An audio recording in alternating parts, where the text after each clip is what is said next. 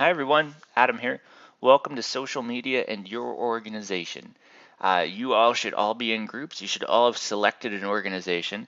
And as we go through this particular lesson, I want you to think about how would you communicate the message of your organization in social media.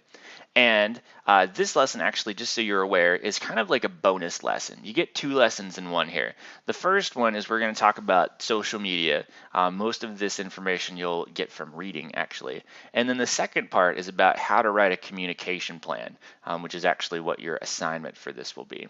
So I'm going to start in a place that I don't normally start, and that is actually to go over the social media plan, or the social media assignment rather. So here it is, social media campaign plan. You're writing a plan for a campaign. In case a lot of people struggle with that, it's right there in the title. Anyhow, I'll let you read most of this by yourself. What I want for you to understand is that there are two parts to this assignment that you're doing as a group. The first part is the actual plan. And so what you're going to write is a couple page, like 4 to 5 page narrative that addresses some points here that I have for you. So first off, you have to have a title. You have to talk about what you want the tone or the voice of your organization to sound like. You need to identify 3 to 5 SMART objectives. And then for each objective, and this is where I usually lose people, so pay attention. For each objective, you will identify a target audience, the key messages that you want to give to that target audience, the selected communication method, in other words, like what is the best way to reach them, a plan for two-way communication, like how are you going to let them talk back, a time horizon, which is essentially how long is this campaign going to run, and then a plan for implementing the plan. All right, and so you're going to write all that out again for each objective. You're going to have all that information because for your organization you may have several different objectives, right? So if you're like the Wildlife Federation, one of your objectives may have to do with reaching lawmakers, okay? And so your target audience becomes lawmakers, the key message becomes vote on X bill, whatever it is. And that's very different than if your objective is, to get, fresh out of college students to volunteer, in their communities to save penguins or something. And so that's a different target audience, a different message, and a different communicate. Assuming that these children live in Antarctica or something. But anyway, if that makes no sense to you, it will later. So let's get started here with our social media part. All right, there's two overarching themes that I want you to take away from this, and that is that social media is important to establishing a personality for your organization. All right, in the olden days, you had marketing and you developed slick marketing pieces and catalogs and maybe TV ads and whatnot, but you didn't really have a way to talk directly to people and to allow them to talk back. And that's really what social media, that's really the benefit that it has for organizations. It lets you establish a personality of your organization online. The second thing that I want you to understand is that online, you are not special. In fact, you are competing with a lot of other voices. And that leads us to our first slide here, and that is that. So this blows my mind. Once upon a time, like 800 AD, or like whenever we evolved and we were, on the plains of Africa or whatnot, like we could theoretically, we being the human species, hold in our heads everything that there was to know that humanity knew. Like everything that we all collectively knew, one person could hold in their head, and that's really crazy, right? Nowadays, that's not the case. I read this article the other day that said that every 18 months, all that is known in the world doubles. And that's just mind blowing. And that article was written in like 1997. So you can only imagine like how fast things are moving now. So here's what this, I don't know how they quantified this, but this is a real thing. Every day, the average American gets bombarded with 34 gigs of information, which is, a lot. And that's a 350% increase of 1980. And so you think about like 1980 man, some guy just living in the 80s, driving his Ferrari, like Wolf of Wall Street style. Anyway, he like would get 350% less information than he does today. And so, you may have to like go out and try to find information now. Nowadays, like you just get hit with so much. And so the goal becomes selecting which is important to you. That final fact, there are 3.6 zettabytes of information per household. That's actually per year. I don't know why I know this, but that is the same amount of information as all the hard drives in Minnesota. Who knew? All right. So you're competing with this. That's the message here. So you have to figure out how to choose like the best content that will get shared and forwarded, and then what's the best way to go about spreading that, like which platform, be it Facebook or Twitter. So, all right, our objectives today then. For this one, we're going to talk about the role that social media plays. We're going to talk about how to gather and create compelling content. We're going to talk about the best times of day to tweet, post, whatever, and then how to write compelling tweets and posts. This may be one of the longer lessons. Sorry, there's just a lot of information. So here's my little story, because that's where the money is. George Babyface Nelson, famous gangster from the 20s. I like to haul out really great role models for you all. When he finally got caught after his decade-long murderous rampage across the South, they asked him, Babyface, why did you rob the banks? And he said, because that's where the money is. Duh, right? There's your sign. And so, who says there's your sign? I don't know. Anyway, so I used to teach at extension conferences, 5, 6 years ago, and people would always say, why do I need to have a social media presence for my extension program or my extension office or whatever? I have a really good website. And I would always say, yeah, but like that's not where the people are. And so it's the same principle, right? It's because that's where the money is, because that's where the people are, is on social media.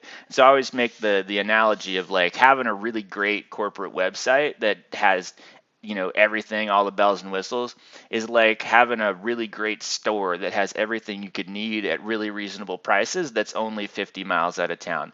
It's not where the people are. They're not there, so you want to catch them on social media because that's where they are anyway. Like people are addicted to it. You're probably on your phone right now. I can see you. Not really, that'd be weird. All right, so let's move on. So keep that in mind. Social media is bringing your organization into people's lives. So when you do that, you have to tread carefully because people will reject you pretty quick. And part of that comes with developing a personality that is nice and friendly and also useful to people. So let's talk about some famous personalities online. Hopefully I didn't close this down. All right, you can look this up. This page here, 20 Great Social Media Voices, is actually on the Scholar page in these resources here, so you don't have to go online to get it. So let's look at some famous, companies that you would recognize, and then maybe you'll say, oh, I didn't realize that this was their voice. That's how subtle it was. So let's look at, I think one of my favorite ones is Sam Adams. And it says, beer maker Sam Adams never goes full on party in its social media. It sticks to an all-American casual voice with lots of insider scoop. And so when you look at that and you compare to like other beer companies, like if you put Sam Adams against Budweiser or Bud Light, Bud Light's always like all party all the time in their ads, or like Coors Light, like it's the same thing except there's a train. But Sam Adams was like, no, we want to be bearded guys that are giving people really chill advice about why our beer is better than everybody else's. And that's their personality online. Let's look at another one. Taco Bell is weird, witty, and irreverent. And so like Taco Bell gets really really snarky in some of its tweets, and people love that because apparently the people that love Taco Bell are people that love snark. And also 30% beef. All right, let's move on. Sephora, for those of you who don't know, is a makeup company. I had to click on the link to find that out. And they take a, I'm an expert, let me give you advice sort of personality. It's educational, informational. So they give lots of tips. They even have a hashtag called #ProTip. GE, very similar. They realize that the people that follow, who follows GE among you, really? So they recognize that the people that follow them, that want to know about GE are big nerds. And so they nerd out. And so this apparently is some kind of jet engine. That's all that I know about it. So you see here how every one of these has their own particular personality. Adidas is inspirational. They're like, yeah, you can run. Great, buy our shoes. So anyway, that's great. All right, I'm done now. So let's go back over here because we're going to move along. So anyway, so one of the things that you'll have to think about, by the way, as an aside with your group is what type of online personality do you want for your organization to have? And then how will you convey that? Note that it's not about your personality. You're all special snowflakes to me, but nobody cares about your personality when you're communicating the message of your organization. All right, let's talk about Facebook. Facebook is important in the world. And maybe a little less so to you all because you're younger than I am. But Facebook, still a lot of people on Facebook. I won't give you the full history. Started by a kid named Mark Zuckerberg. Of course, you've all seen the movie at Harvard. As a way, this is really fascinating. They used to publish a book at Harvard of like a directory of where everybody lived on campus. But by like the third week, it was useless because so many people have moved. And he was like, why don't we put this online? And that became Facebook. Isn't that weird? So originally it was only for people in schools. Can you even imagine? Like you had to be affiliated with a school. Like you could only log in. Whenever I joined Facebook, I could only log in with my ufl.edu account at the University of Florida. What was that even like? I don't know. So who's on Facebook? A billion people worldwide, including 30 million dead people, which I find really creepy, but not kids under 13. And also, and this is what's important, a lot of businesses and nonprofits. We're going to whip through this pretty quick because you're going to read most of this in the resources. I need you to know that on Facebook, there are two different options that you can have. One is called a profile. That's what real people have. And the other is called a page. And that's what businesses have. They basically do the same thing, except that pages have a lot more functionality that businesses would want. That means stuff that they do. So we're going to go through that. Here's an example of one that I had whenever I ran the County 4-H program. This was our page. And this is why this is useful. So this is called, I think it's called inferences or infostatics, or I don't know. Anyway, they give you stats on Facebook if you manage a page, and it tells you, so note here, like this is when people visited most. And so you see like a big spike during my county fair. Also during the summer during camp, people coming on to look at camp pictures and stuff. We see it's overwhelmingly female. I think a lot of moms are just checking out what their kids are doing in Facebook. So that's kind of handy for you to know. Here's some Facebook tips. This is things to keep in mind. Post with 80 characters or less receive 66% more engagement. People don't like to read. If I see a paragraph on Facebook, I'm like, oh, somebody's ranting. Nobody wants that. Posts with pictures get 53% more likes, 104% more comments, and 85% more CTR, which stands for click-through rate. Like it means like, did they click on it and follow through? Pictures should also be self-explanatory. You should never have to look at a picture and then like read the comment to understand what's happening. So let's move on to Twitter. All the world of Twitter, like birds, get it? Okay. So this is one of my favorite tweets that I did. And Packs of Wild Dogs, I was very excited. A year later, has finally caught on. I'm taking credit for that. Anyway, so what is Twitter? The best way for me to explain what Twitter is to think about like a large like oak tree full of birds, and a lot of people are tweeting all at once, and there's just this like general like cacophony, that's a real word, look it up, of sound, and then you have to work on honing in on the one that like you want to talk to. So in general, Twitter is a simple, powerful communication tool. A series of 140 characters or less posts. Fascinating fact about that, it was 140 characters was chosen because back when Twitter was initially started, it was run through text message, and the lowest common denominator of how many characters you could send in a one text message was 140, and I think that was like T-Mobile. If you had like a name brand carrier like AT&T, you could send 160, and we were way cooler because we had that. Now it doesn't matter. But anyway, so it's good because it forces you to be succinct. It also puts your information immediately in the hands of your followers. Like if they follow you, it's because they want the information and it comes there right away. It takes little or no time, it's free, and it's interactive.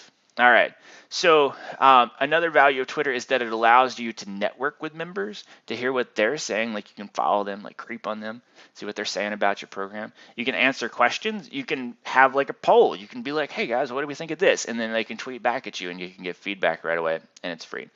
Advanced Twitter for Geniuses, I'll let you read this.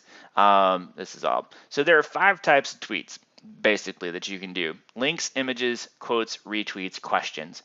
And my take-home message for you all is to think about your organization and what it does, and then find a staple, and then follow at a 4-to-1 ratio. And what I mean by this is if you want to do retweets, say, no, let's not do that one. Let's say you want to send leaks. Like links is like a thing that you want to be, like you want to share information. If that's your main one, for every 4 of those, you can mix it up and do a retweet or a quote or something. And that people seem to like in terms of like finding a ratio. Like if you send all links all the time. People will be like, God, so many links. Or if you're all over the board, it's kind of like they don't know what to expect from you as an organization, and then they sort of disengage. So apparently this 4-to-1 is like a magic thing. All right, here are other things when you're writing for Twitter. Include a specific call to action if you want them to do something. So it'd be like, download this thing, retweet this, follow me, reply at me. Also over here, you'll notice that fewer words are better, and better to have more verbs and fewer nouns. So CTR, again, click-through rates. The more adverbs and verbs you have, your click-through goes up, versus if you have a lot of nouns, they go down. And so anyway, that was a brief guide to Facebook and Twitter. Now here's what I want you to do. This is the really important part here. I want you to go back to the Scholar page, and you'll notice that everybody has an assigned reading, what, when, and how to share on social media. But there's also like 15 of these articles, like 5 tips or types of tweets to get your followers engaged, tweet tips, 20 great social media voices, blah, blah, blah, blah. What I'd like for you to do, this is your assignment if you choose to accept it, is to divide this up amongst your group, and each of you take 3 or 4 of these to read. And then, that way maybe somebody is an expert on Twitter, somebody is an expert on Facebook, so that whenever you have to create the tweets and posts, somebody knows about those things. So definitely take a look at those. There's more down here at the bottom. Effective calls, 6 things that make stories go viral on Twitter, etc.